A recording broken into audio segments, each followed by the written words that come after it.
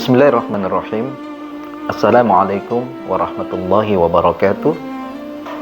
Alhamdulillahirabbil alamin. Wassalatu wassalamu ala asyrafil anbiya'i wal mursalin sayyidina wa maulana Muhammadin wa ala alihi wa ashabihi wa man tabi'ahum bi ihsan ila yaumiddin, amma ba'd.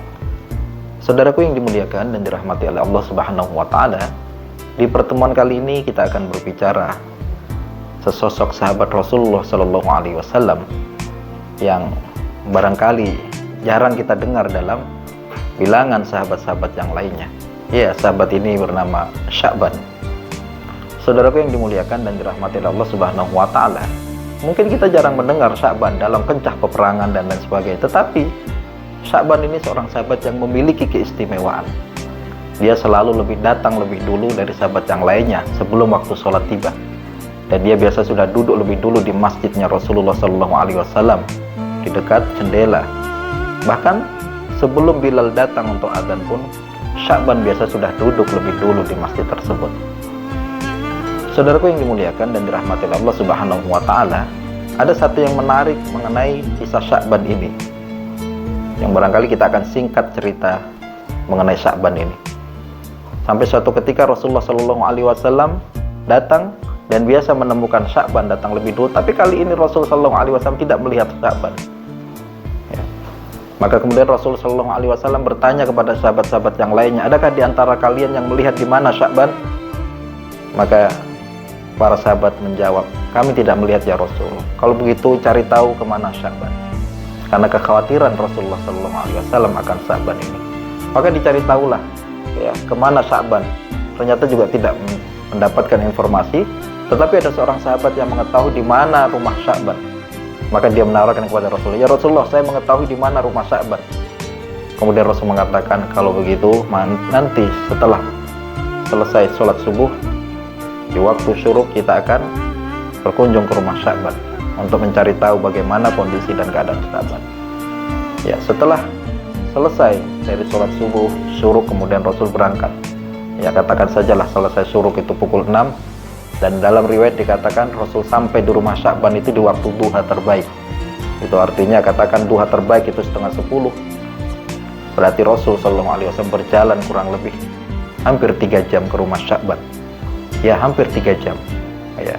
Padahal kita tahu Sya'ban adalah orang yang selalu tepat waktu. Bahkan sebelum adzan berkumandang, dia sudah duduk di masjid Rasul SAW. Pada rumahnya tidaklah dekat. 3 jam perjalanan dari rumah ke masjidnya Rasulullah SAW. Singkat cerita, kemudian Rasul berjumpa dengan istri Sya'ban dan Rasul bertanya, di mana Sya'ban? Ya Rasulullah, sesungguhnya suamiku telah meninggal beberapa hari yang lalu. Kenapa engkau tidak menyampaikan kepadaku? Ya Rasulullah, aku disibukkan dengan urusan ya, persiapan penguburan dan lain sebagainya. Ya Rasulullah, aku tidak bertanya. Ada beberapa hal yang disampaikan suamiku saat dia sakratul maut. Dia mengatakan, seandainya lebih jauh. Kemudian dia juga mengatakan, seandainya seluruhnya. Dan kemudian dia juga mengatakan, seandainya lebih baru. Apakah Anda bisa menyampaikan kepada saya apa maksud dari ucapan suami saya tersebut ya Rasulullah? Maka kemudian malaikat Jibril membisikkan kepada Rasulullah SAW mengenai 3 ucapan Sya'ban tersebut ketika sakratul maut. Maka dikatakan, sungguhnya dia mengatakan, seandainya lebih jauh. Karena jarak rumah antara rumah Sya'ban dengan masjidnya Rasulullah SAW kurang lebih 3 jam perjalanan. Saat dia sakratul maut, ditampakkan pahala dia berjalan dari rumah sampai ke masjidnya Rasul. Dan dia merasakan kenikmatan yang Allah tampakkan tersebut sehingga dia mengatakan, seandainya lebih jauh. Kemudian dia mengatakan, seandainya seluruhnya. Sya'ban biasa dibekalkan oleh istri ketika berangkat berjalan dari rumah ke masjidnya Rasul SAW dengan sepotong gandum, roti gandum. Di tengah jalan suatu ketika Sya'ban berjumpa dengan seorang fakir ya, yang barangkali dia sudah beberapa hari tidak mendapatkan makanan, dan maka kemudian Sya'ban membagi 2 roti tersebut. Separuh dia berikan kepada fakir tersebut, separuh dia jadikan bekal perjalanan ke masjid Rasulullah SAW. Saat sakratul maut, Allah juga menampakkan, kata malaikat Jibril, tentang apa yang dia lakukan tersebut. Maka kenikmatan yang Allah tampakkan tersebut sehingga dia mengatakan, seandainya seluruhnya. maksudnya seluruh roti itu dia berikan, maka lebih besar lagi ganjaran yang Allah berikan kepadanya. Kemudian yang ketiga, seandainya lebih baru. Pernah suatu ketika Sya'ban di musim dingin, dia berangkat untuk menuju ke masjidnya Rasulullah SAW, dan dia mengenakan dua mantel.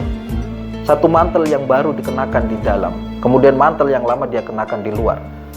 Saat dia berjalan, dia berjumpa dengan seorang fakir yang kedinginan. Maka dia melepas mantel yang lama dan menyerahkan kepada fakir tersebut.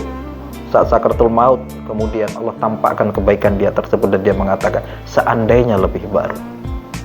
Maka tiga inilah ya, yang disampaikan oleh Rasul SAW, bahwa ya, ketika dia sakaratul maut ditampakkan amal-amal kebaikan. Pun demikian juga dengan orang-orang yang jahat, ketika sakaratul maut ditampakkan semua amal keburukannya.